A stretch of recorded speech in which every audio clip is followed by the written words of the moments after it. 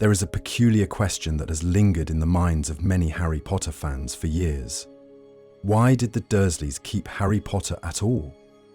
It seems a baffling choice for a family so openly hostile to the magical world. The Dursleys, after all, were obsessed with normalcy, and their distaste for anything even remotely magical was palpable from the very first chapters of Harry Potter and the Philosopher's Stone. Yet they took in a child with a lightning-shaped scar, the living symbol of the world they loathed, and kept him for a decade despite their clear disdain. Could it be that their actions were not entirely of their own free will? From the very beginning, we know that Dumbledore chose the Dursleys as Harry's guardians, not simply because they were his last living blood relatives, but because of a deeper, ancient magic, the protection left by Harry's mother, Lily Evans Potter, when she sacrificed her life for him. This enchantment, a blood ward, anchored Harry's protection to the very home of his mother's sister, Petunia. In Order of the Phoenix, Dumbledore reveals that as long as Harry could call his aunt's house home, Voldemort and his followers would be unable to touch him there. But what if this protective magic had a more profound effect? Not just shielding Harry from external harm, but subtly influencing the Dursleys themselves. Consider this: if the enchantment Dumbledore invoked was as ancient and powerful as suggested, it might have extended beyond mere physical protection. It is not unreasonable to suspect that such magic could have included a compulsion, perhaps even an ancient form of the Imperius-like enchantment, urging the Dursleys to keep Harry alive and under their roof, despite their overt disdain. The notion of a protective charm influencing behavior isn't unheard of in the wizarding world. In Fantastic Beasts and Where to Find Them, Newt Scamander notes that certain magical creatures like the demiguise can passively influence human perception, allowing them to remain unnoticed unless one knows what to look for. Moreover, we see hints of this strange, conflicted behavior throughout the series. For instance, despite their intense fear and hatred of magic, the Dursleys never abandoned Harry, even when it would have been easy to do so. They begrudgingly tolerated his presence, even as he became a living reminder of the world they feared. Vernon Dursley, the self-proclaimed normal muggle, could have easily turned Harry over to an orphanage, or worse, left him to the streets, yet he never did. Even Petunia, who once wrote a desperate letter to Dumbledore pleading to be included in the magical world, seemed to retain some deep, unspoken obligation to protect her sister's son. Evident when she hesitated to throw him out after receiving the Howler in Order of the Phoenix. As the story unfolds, it becomes clear that there are layers to the Dursleys' hostility, layers that might be explained by a deep-seated magical compulsion. This wouldn't be the first time J.K. Rowling has hidden such clues in plain sight, only for them to reveal their true significance in the final chapters of Harry's journey. Consider the peculiar moment in the Philosopher's Stone when Harry first receives his Hogwarts letter. Vernon Dursley's reaction is one of frantic desperation, far beyond what mere annoyance or anger would dictate. He barricades the house, attempts to flee to the sea, and finally drives his family to a storm-battered shack on a rock in the middle of the ocean. This extreme reaction, while often played for humor, hints at a deeper, almost primal fear, the kind one might expect from someone resisting a powerful enchantment. It is as if the very idea of Harry being removed from their care sets off alarm bells in Vernon's mind, compelling him to go to absurd lengths to keep the boy within their grasp. We see this pattern again in the Chamber of Secrets. When Dobby the house elf arrives to warn Harry against returning to Hogwarts, it is Vernon who insists, with uncharacteristic firmness, that Harry will not go back to school, even going so far as to imprison him within his room and install bars on the windows. It is a reaction far more severe than a mere desire to ruin Harry's fun. It smacks of a deep, almost instinctive urge to keep him, physically, within the boundaries of the Blood Ward. This impulse to contain Harry, to deny him the freedom to leave, might well be the subconscious influence of the protective enchantment, ensuring that Harry remains under its shelter. Moreover, there is the curious behavior of Petunia Dursley. In the Order of the Phoenix, when a Dementor attack endangers Harry and Dudley, Petunia's reaction is not just shock at the sudden appearance of dark magic, but a firm, frightened declaration that Harry must remain under their roof. She blurts out, almost as if the words are being pulled from some deep, suppressed part of her, that Harry must stay. This moment, a rare crack in her usually ironclad wall of denial, could be seen as the enchantment briefly surfacing, pushing her to protect her nephew despite her lifelong resentment. Interestingly, this enchantment might also explain why the Dursleys' attempts to suppress Harry's magic always seem to fail so spectacularly. Magic has a way of pushing back against those who try to confine it, a theme Rowling explores repeatedly throughout the series. Just as the enchantment over the Dursleys may compel them to keep Harry alive and housed, it might simultaneously resist their attempts to crush his magical nature. The very act of trying to stamp the magic out of him, as they so often try, could be triggering a backlash from the protective charm itself, ensuring that Harry's magical nature continues to thrive, even in the most hostile of environments. This theory not only casts the Dursleys in a more tragic light, as unwilling pawns in a larger magical plan, but also adds a layer of poetic justice to their eventual fate. When the Dursleys part ways with Harry in the Deathly Hallows, there is a subtle, uneasy understanding between them, a brief moment where Dudley, at least, reaches for a deeper, more genuine connection. This moment might well be the final loosening of the enchantment's grip, a fleeting glimpse of the people they might have been, had they not been caught in the thrall of ancient magic for so many years. If we accept the idea that the Dursleys might have been under a long-forgotten enchantment to protect Harry, it also sheds light on their seemingly exaggerated fear and hostility towards anything magical. Consider the impact of living for over a decade with a boy who not only represented everything they loathed, but whose very presence might have subtly warped their emotions and perceptions. Magic, as we know, can have a profound psychological effect on Muggles, even when they are only indirectly exposed to it.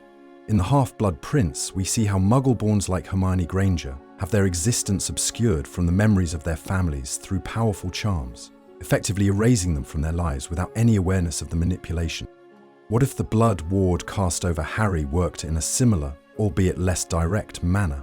If this enchantment was meant to protect Harry at all costs, it might have included subtle compulsions that made the Dursleys instinctively wary of anything that could threaten the protective bond. This could explain why they reacted so violently to any sign of Harry's developing powers, their fear a byproduct of the protective enchantment, resisting the notion of its charge being exposed to the broader and far more dangerous magical world.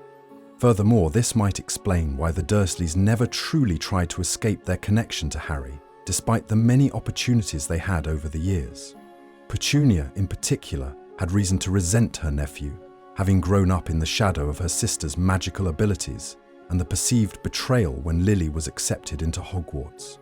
Yet, despite this deep-seated bitterness, Petunia never severed the connection entirely. Instead, she tolerated his presence, even defending him on occasion, as seen when she refused to let Vernon throw Harry out after the Dementor attack.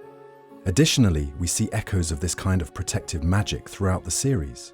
Consider the Fidelius charm, a spell designed to hide a person or location so completely that even those who once knew its whereabouts forget it exists, unless the secret keeper shares the knowledge directly. This powerful magic warps reality itself, demonstrating that the wizarding world is no stranger to spells that profoundly affect the minds and perceptions of others. The Blood Ward, anchored in familial bonds, might well have a similar, albeit less absolute, effect, subtly influencing the Dursleys' actions to keep Harry safe, even against their conscious will. And yet, there are moments when this enchantment might have faltered or been strained. For example, Vernon's violent outburst when Hagrid arrives to deliver Harry's letter on the rock in the stormy sea.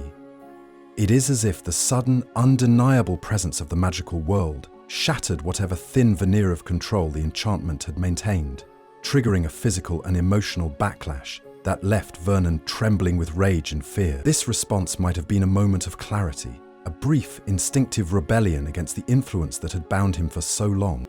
Seen in this light, the Dursleys' eventual departure in Deathly Hallows becomes even more poignant.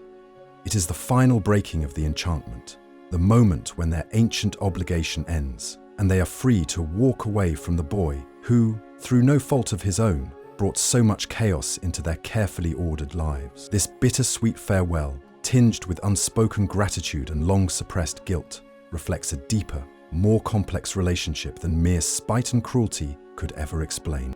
To truly appreciate the potential depth of this enchantment, we must consider the nature of magical protections in the wizarding world.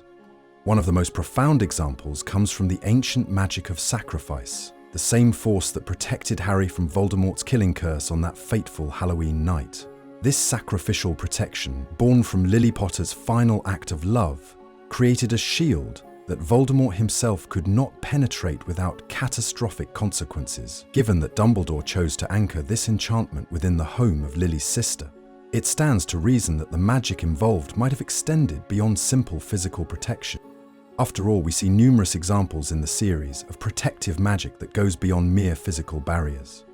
The Patronus charm, for instance, not only repels Dementors, but also brings a sense of peace and clarity to those in its presence, suggesting that protective magic often has a psychological component as well. Similarly, the magical enchantments surrounding Hogwarts, from the anti-apparition jinxes to the ever-changing staircases, are designed not only to prevent entry, but to confuse and disorient would-be intruders. This suggests that the magic binding Harry to Privet Drive might have included not just a physical barrier against Voldemort, but a subtle long-term compulsion to ensure the Dursleys fulfilled their role as his reluctant guardian. Moreover, this theory finds support in the peculiar way that Petunia responds to reminders of the magical world. In The Half-Blood Prince, we learn that she once wrote to Dumbledore, desperately asking to be admitted to Hogwarts alongside her sister, only to be gently but firmly refused. This moment of vulnerability, when combined with her later insistence that Harry remain with them after the Dementor attack, suggests a deep, unresolved connection to the world she outwardly rejects. It is almost as if some part of her remembers the promise she made, even if she cannot consciously admit it. And then there is the matter of Dudley, whose slow, stumbling journey towards a kind of grudging respect for Harry culminates in their farewell scene in Deathly Hallows. Dudley's unexpected concern for Harry's safety and his awkward but genuine attempt to express gratitude could be seen as the final breaking of the enchantment, the moment when the protective compulsion finally releases its hold, allowing him to act of his own free will for the first time. This small but meaningful gesture stands in stark contrast to the open hostility of his youth, suggesting that the influence of the enchantment might have been particularly strong on him. As the only other child in the house, interestingly, Rowling herself has hinted at the possibility of deeper, more complex motivations for the Dursleys' behavior. In interviews, she has described Petunia as a character far more complicated than the spiteful, bitter woman we see through Harry's eyes. She has even suggested that Petunia's final farewell, while awkward and terse, was intended to convey a sense of long-repressed emotion, the ghost of a bond she once felt for her sister. This subtle, unspoken connection might well be the lingering echo of the enchantment itself, a final whisper of the magic that once bound them all together. If this theory holds, then the Dursleys are not merely cruel for the sake of it, but tragic figures, caught in a web of ancient magic that shaped their lives in ways they could never fully understand. They become not just the unwitting villains of Harry's early life, but deeply conflicted characters, struggling against a force they neither chose nor comprehended. If this enchantment theory is true, it not only redefines the Dursleys' role in Harry's life, but also adds a profound layer of tragedy to their story. It casts them as unwilling guardians, bound by ancient magic, to protect the child they were destined to fear and resent. In this light, even their harshest actions can be seen as part of a desperate, subconscious struggle against the compulsion that bound them, their very souls chafing against the unnatural burden of being the caretakers of a child marked by destiny. It is also worth considering the Dursleys' final departure from Privet Drive as a symbolic breaking of the enchantment itself. In Deathly Hallows, as they pack their bags and prepare to leave the house that has been their reluctant fortress for so many years, they are finally free of the obligation that has defined their lives. Petunia, in particular, lingers for a moment, as if struggling to say something, perhaps the words she could never quite form, or a goodbye long overdue. For once, her silence speaks volumes, a silent farewell not just to Harry, but to the years of suppressed magic and forgotten promises that bound them together. And then there is the curious case of Dudley's parting words. He stumbles through his farewell, awkward and unsure, yet clearly trying to express some form of gratitude or regret. It is a moment that catches even Harry by surprise, a flicker of humanity in the boy who once delighted in taunting his magical cousin. This change in Dudley, this unexpected attempt at connection, might be the final, flickering echo of the enchantment, releasing its hold, allowing him to see Harry not as a burden, but as a person for the first time. Ultimately, this theory transforms the Dursleys from mere comic villains into tragic, complex figures forever marked by their forced role in Harry's life. It recasts them as the unwilling guardians of a boy whose very existence threatened the normalcy they so desperately craved, prisoners not just of their own fears and prejudices, but of an ancient, unbreakable magic. It turns their years of bitter, often cruel behavior into the desperate flailings of a family caught in the grasp of a protective enchantment they could neither see nor understand. As the Dursleys drive away, vanishing into the mist that swirls around Privet Drive one final time, we are left with the haunting possibility that their story too was one of sacrifice, a silent, forgotten echo of the powerful magic that saved the boy who lived. In the end, they are left with nothing but the ghosts of unspoken apologies and unremembered promises, their lives forever touched by the boy they never truly understood, yet whom they kept safe through the darkest years of his life. And so, perhaps the Dursleys' story is one not just of fear and cruelty, but of reluctant, enchanted loyalty, a final, hidden thread in the rich tapestry of the wizarding world, forever binding them to the boy they sought so desperately to forget.